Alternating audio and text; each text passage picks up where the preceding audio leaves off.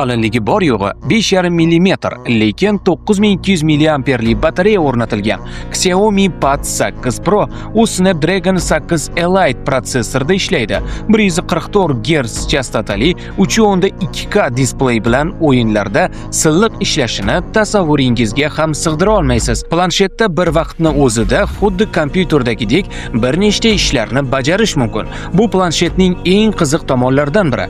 iPhone'dagi fayllarni ko'rish, rasmlarni ko'chirish va hatto MacBook bilan uzviy ishlash imkoniyati paydo bo'lgan.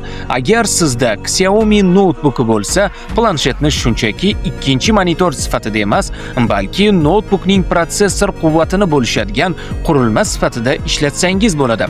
Xullas, olishga arziydigan planshet. Turli xil gadjetlarni openshop.uz sayti orqali naqd yoki 3 oydan 24 oygacha muddatli to'lovga xarid qilishingiz mumkin. Batafsil ma'lumot olish uchun biz bilan bog'laning.